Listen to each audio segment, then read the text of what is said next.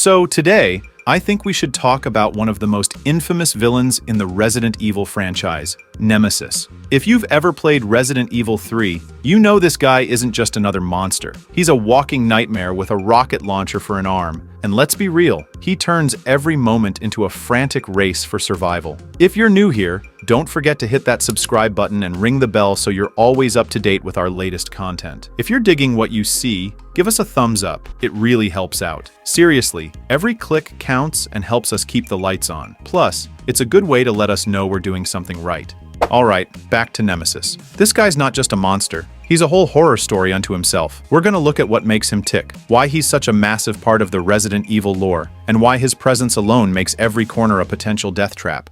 So, Raccoon City's in the crapper, thanks to our favorite pharmaceutical/evil corporation, Umbrella. In their infinite wisdom, they thought, hey, let's take our already terrifying tyrant T-103 and make it even scarier. Because when your city's falling apart, what you really need is a 7-foot-tall monstrosity hell-bent on turning elite operatives into paste. Brilliant move, Umbrella, as always. It's like hiring a hacker to run your cybersecurity. But this one also enjoys setting things on fire for fun. You have to wonder if there was a corporate brainstorming session where someone actually suggested this, and everyone else just nodded along. Nemesis didn't just happen by accident. He's the result of Umbrella's obsession with pushing the boundaries of bioweaponry. They grafted an NE-alpha parasite into a tyrant to create something that could think, adapt, and hunt down S.T.A.R.S members with extreme prejudice. It's not just about brute strength, it's about creating the ultimate predator. This parasite, by the way,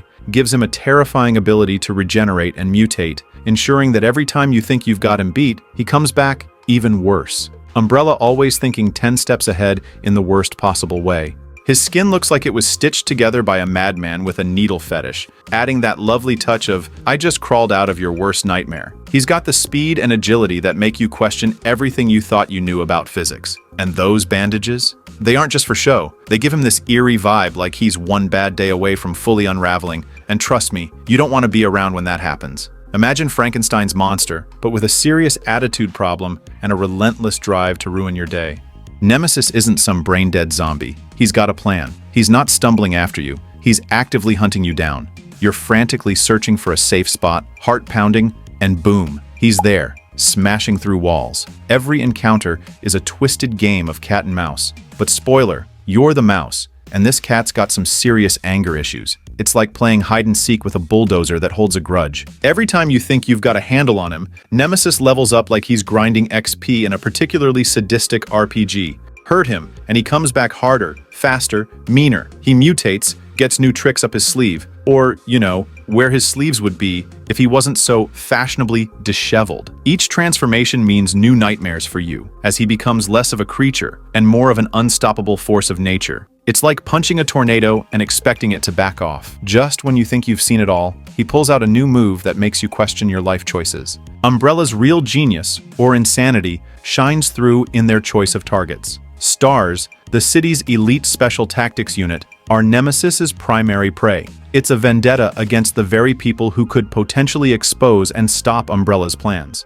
By sending Nemesis after them, Umbrella isn't just covering its tracks. It's sending a message. We control this nightmare, and no one can stop us. The irony of this, of course, is that the very creation of Nemesis sets the stage for Umbrella's ultimate downfall. If you play with fire, or in this case, genetically engineered monstrosities, you're bound to get burned. It's like they've never heard the phrase, hoisted by your own petard.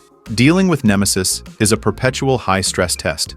Do you waste precious ammo trying to slow him down, knowing he'll just get up again? Or do you run and pray he doesn't catch you while you're reloading? Every decision feels like life or death because, well, it is. The tension never lets up, and just when you think you've outsmarted him, he's there, ruining your day with a brand new bag of tricks. Let's not forget the psychological torture. The real genius of Nemesis is how he turns every quiet moment into a countdown to terror. You can't trust any safe space because he's always lurking, ready to crash the party. That constant dread eats away at you, making every corner a potential trap. It's not just survival horror, it's survival paranoia. Your nerves are frayed, your reflexes are shot, and he's still coming. It's like living in a perpetual state of fight or flight with no end in sight. And who could forget his signature line, Well, okay, it's more of a growl, but stars delivered in that deep, guttural tone is enough to make anyone's blood run cold. It's the sound of impending doom, a reminder that no matter where you go, Nemesis is right behind you, ready to pounce.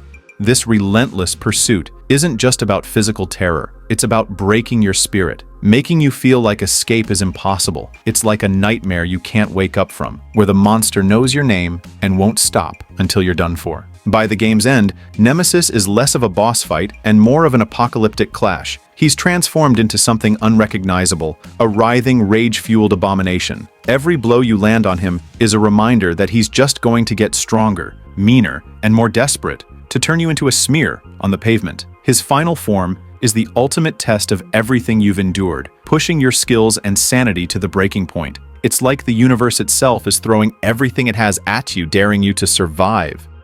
I hope you enjoyed the video. I wanted to dive into a character who's not just central to the game's plot, but also stands out as its ultimate antagonist. If you liked what you saw, please give it a thumbs up and subscribe to support more content like this. We're nearing 1,000 subscribers, so your support means a lot. Until next time, my friend.